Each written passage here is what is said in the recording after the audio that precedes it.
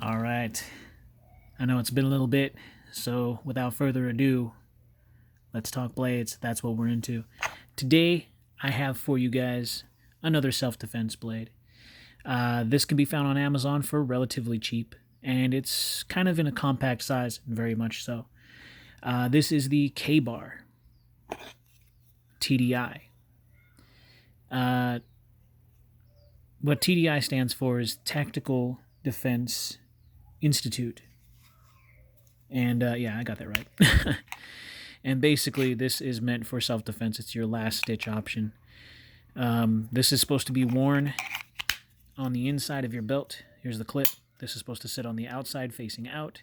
This is supposed to be underneath your belt around your waist. It's got a pistol grip.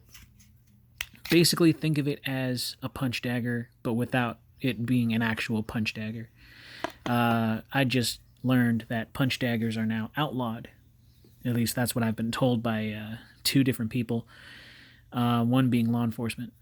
And I don't know why. I mean, they were legal before, and I think it was probably because it was just so easy to use. But this is just as easy. I mean, it's kind of at an angle. When you hold it, you get a full grip, at least in my hands anyways.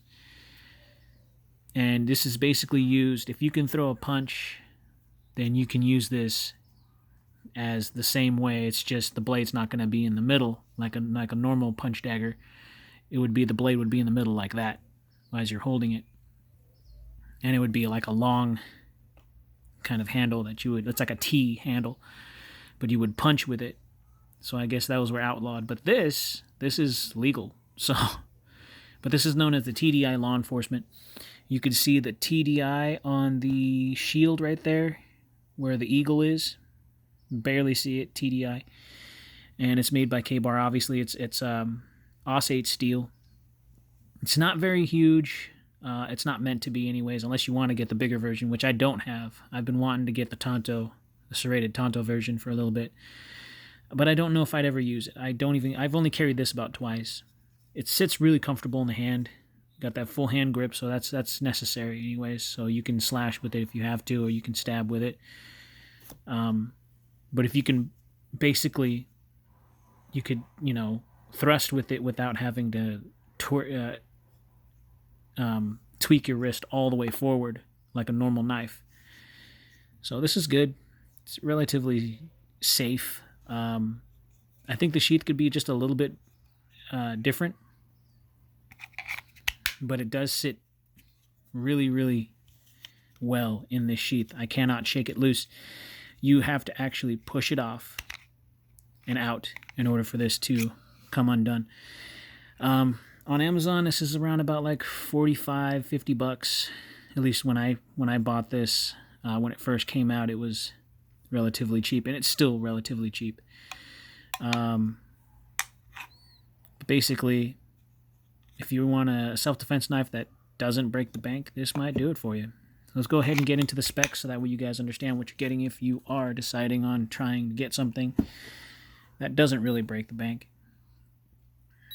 We'll get into the weight. I'll do it with the sheath and then without. So you got 5.7 ounces. That's really good. That's really good. Now let's just do just the blade. Got a 2.83 ounces. Not bad. Not bad. Still pretty good. And we'll go ahead and do the length on the blade and then on the handle.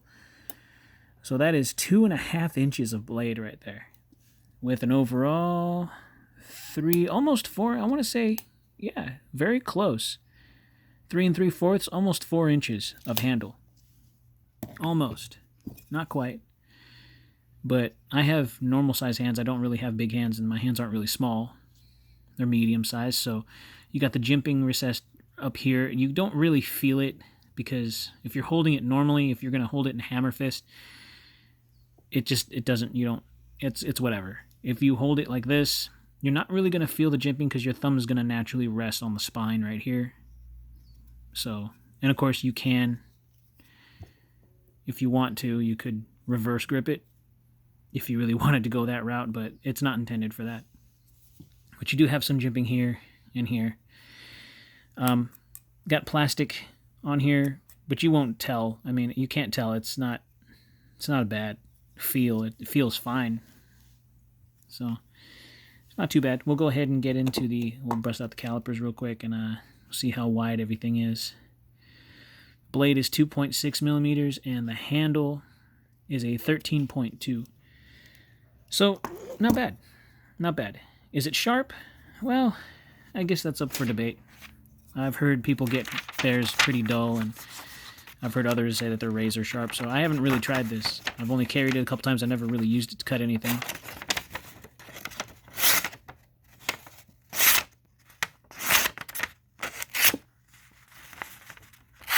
It's weird trying to keep the blade straight because it's already at like a full angle, almost. If you can get the blade to catch, it's relatively sharp. It's not Spyderco sharp, but it's pretty damn sharp.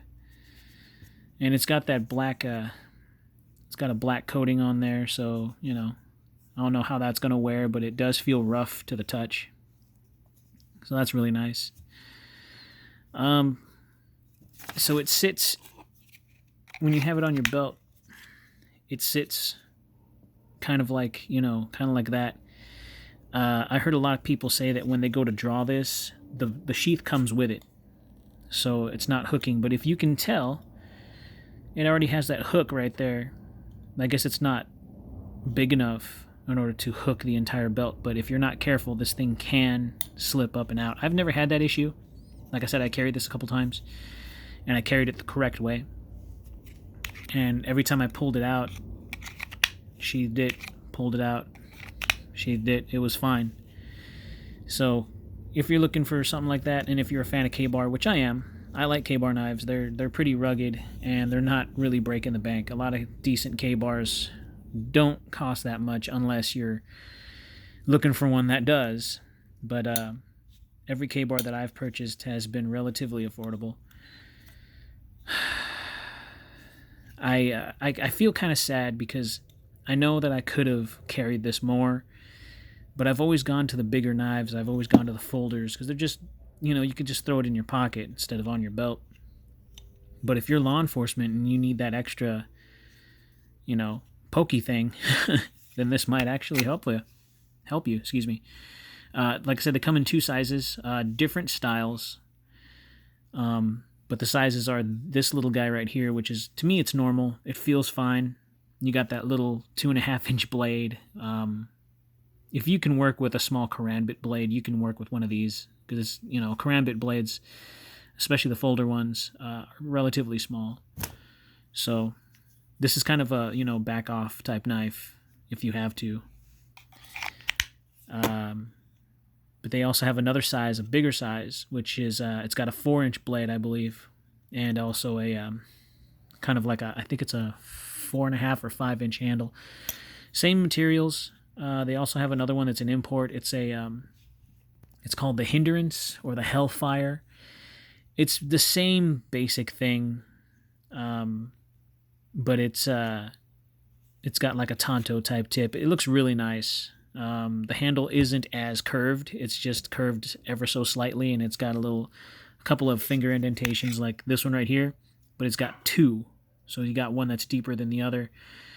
I'm assuming it feels nicer, but that's actually more expensive. You're looking at spending 3 times the amount, so about $140, $150 for the Hindrance.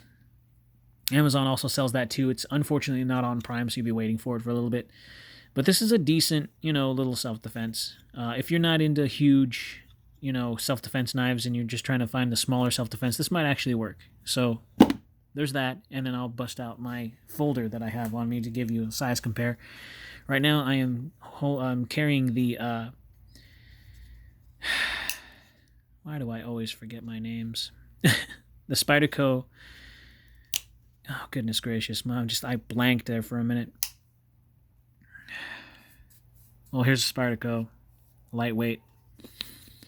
It's not a paramilitary too, so how am I forgetting the damn name to this? Ah, man, I must be really tired. Well, here's this. So it's got that fiberglass reinforced copolymer on this handle, and I've already done a review on this. So it's a really nice knife. I've been carrying it recently, and it's got that CTS BD1. So yeah, this is going to be a more expensive knife. You're looking at this knife at being $115. You're looking at this knife for being not even. So you're looking at like what, 40, 50 bucks for that. So here it is, size compare. Oh, well, let me take this out. You got that. So here's a normal, to me, a normal folder. And then there's a lot shorter one. So if it doesn't bother you that the blade is all itty bitty, which I know it bothers certain people that are used to having something much, much bigger in their pockets or on their belts, then this might not be the knife for you. But if you want something that's not so scary looking, I mean, this thing still is a bit intimidating. I mean, you pull it out, no one's going to really... You got 2.5 inches of metal right there. People are going to think that you're trying to, what, harm somebody with a box cutter, or going to slather some butter on toast, because this thing's itty bitty and it's not really. If you know how to use it, then it could be pretty useful to you. But yeah, that's the TDI from BAR. I have no idea why I know the name of this knife. I have so many. I don't know. I'm blanking today. I'm blanking bad. But that's not this. Now that's not what the review's about. The review's about the TDI right here. So yeah. I don't know any personally. I am friends with a few law enforcement, and none of them know what this knife is. I've showed it to them, and they're all like, "Oh, that's cool. What is that?" And I explained it to them, and they're like, "Oh, I just carry a folder." So, and they always tell me, I just carry a folding knife. It's just, you drop it in your pocket. It's a knife, you know, and it does the same thing. It's just, this one can be on your utility belt if need be. So, Manix 2, freaking Spyderco Manix 2. That's what it is. Lightweight Manix 2. Brain fart. Huge brain fart, man. I was spacing out so bad right now. Love this knife. I really do. Even though I gotta be honest with you, I hate plastic handles. I hate them. But if it feels fine and it functions, I can overlook it. But in my personal taste, I hate plastic handles, especially ones that are, we call it the lightweight. And this is all fiberglass reinforced copolymer is what they like to call it. Basically very durable, really hard plastic. But if you can tell, if you can do that with your plastic, I don't think it's going to be as durable as you'd like it to be. It's still pretty durable, but to me, if I can do this with my handle scales, it makes me just a little bit nervous. But it feels solid throughout. I don't dig plastic handles. And a lot of people, that bothers people too. So, if anything, I like the carbon fiber. I like the G10 handles. This is no exception, but it's still a really, really decent handle.